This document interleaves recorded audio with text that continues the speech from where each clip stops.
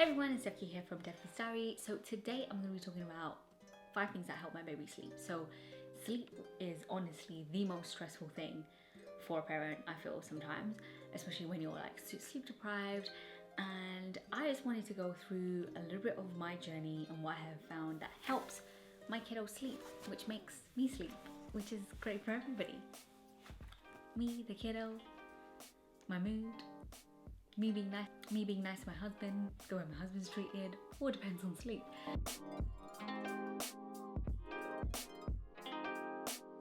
What I do is do a little bit of a chatty video and tell you about the 5 things that I genuinely think that my baby sleep, but also go through some of the reservations that I had on giving these things to my kid and my experience. So the first thing is comforter. So I have a love-hate relationship with a comforter. I absolutely love it because it's great. She loves going to sleep with a comforter, but it also makes me feel sad when she asks for the comforter, her bunny, rather than me. So we were gifted a really nice comforter when she was born and has always kind of given it to her sporadically, but after we kind of started our sleep training, self-soothing journey, which took us a very long time, another video, we introduced the comforter, and the comforter was great because we would keep the comforter on either myself or my husband and it would smell like us, and it really did help her sleep for a longer period of time. Now, the reason why I'm like super for a comforter is also because when we moved to other areas, so we've traveled quite a lot with our daughter, and also, you know, if we stay overnight, I have a lot of family in the Midlands. If we are ever kind of away from home, the comforter is a really great thing because I have found her adapt to other areas very quickly. Even though she does sleep the best in her cot, in her bed, I find that having the comforter gives us a level of comfort as well as her, because she just grabs the comforter, goes to bed. She's comfortable, it's exactly what it says in the name, goes to sleep.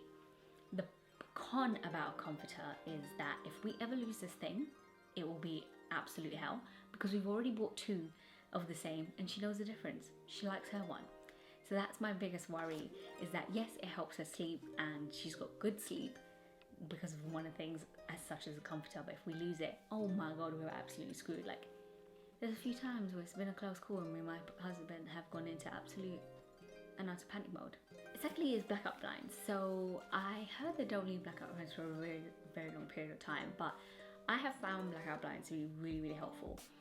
I found them helpful in just getting the room to a darkness level, especially when the seasons change. So, you know, when it becomes summer and the sun comes up really early and also stays up till really early in England, for example, like 9 p.m, blackout blinds just make it easier for the kid to go to sleep. And I've had multiple conversations with other parents about this who have struggled if they don't have blackout blinds and are even considering getting blackout blinds because they've heard how effective that they can be. Only kind of negative again within that blackout blind situation is that sometimes I feel if we go away for longer than like a night or 2, I feel the need to take the blackout blinds with me because I'm just like, oh, we're not going to get great sleep and she's going to be up at the crack of dawn. So kind of traveling with them is sometimes a bit of a pain and having to pack them. But, you know, I do have the ones that are the Tommy TP ones that you can take off, stick on elsewhere very quickly, and on travel in like abroad, they've been an absolute godsend. So blackout blinds overall, definitely more pros than there are cons to blackout blinds, and I will put them in the comment below for you to purchase if you're looking for a good pair, because mine has still been on there. I haven't got permanent ones yet. Still got the Tommy TP ones going strong. Don't know how long that will be, but yeah, I'll put them in the link below. The third thing that really helps my baby sleep is a bottle. And I know that's a lot of people who like sleep train, and the sleep trainers will be against this because they'll be like, oh, they're reliant on something to go to sleep. But honestly, giving our kid a little bit of milk before she goes to sleep and just allowing her to have the bottle and then just chuck it to the side when she's done honestly does help her sleep a little bit more. We don't have that initial cry or difficulty going down. She's happy to take a bottle. She knows it's time to go to sleep. It's also a signal for her. So I've read a lot of the time that if you have it in a routine, that they know that they're going to have the bottle and then they know they're going to go to bed. It just sets them off. They know it's happening. They know it's time to go to bed. So I have found like just giving a little bit of milk and a bottle before bed just sets them off, calms them down, and it's time for bed. So personally, I think it's more pros than cons. We'll see what the journey is on weaning off of that, but I'll keep you updated in that space. The fourth thing is white noise. So for us, when we've been living on one floor, it's been absolutely great having white noise because it doesn't disturb her. It also makes sure when somebody's knocking on the door very randomly, the postman's coming, anything that puts her down, like the white noise just cancels all of that out. So we have found having white noise is really, really great for her, especially in our small home.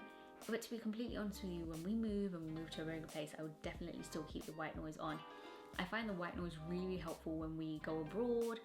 We don't feel so stressed out about people being around and waking her up, or even like after she goes to sleep, us being able to enjoy ourselves. It's not an environment where we have to be like, oh my god, you have to be quiet, the baby's sleeping, because the white noise blocks that out, gives her that consistency, helps her sleep. And if there's like a random loud bang noise, I don't live in the English countryside, it's always noisy sort of where we are, even though we do live in a suburb.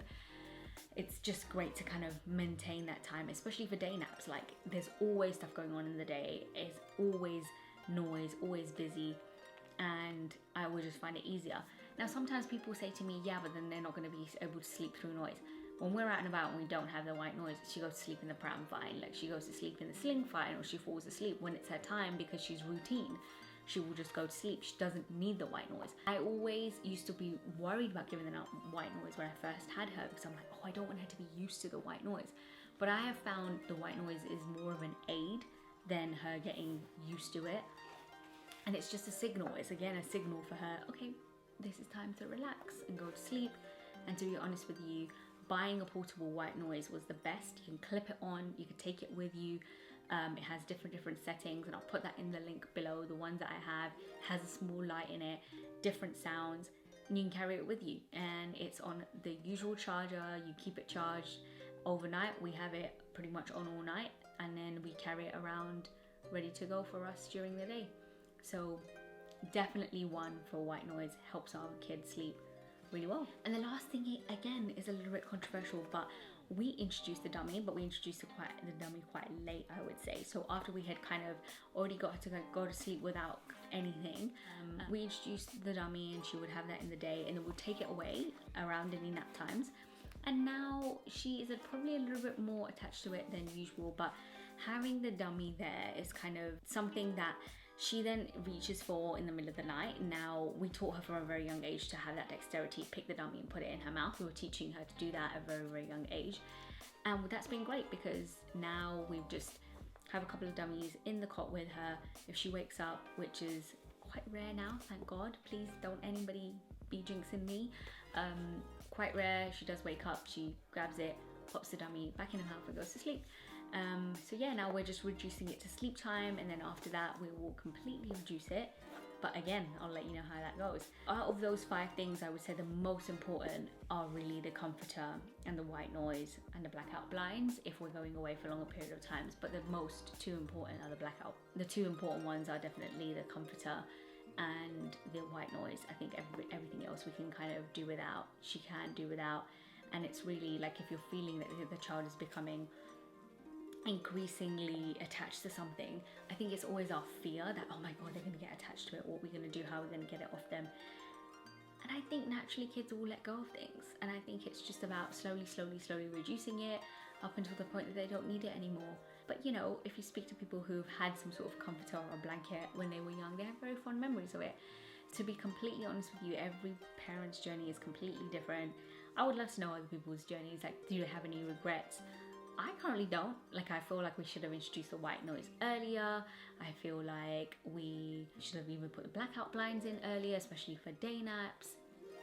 So yeah, there's always things that, you know, I thought that I would regret doing, but I don't. And I think that anything that helps the kiddo sleep, I'm there for it. But anyway, let's chat in the comments below.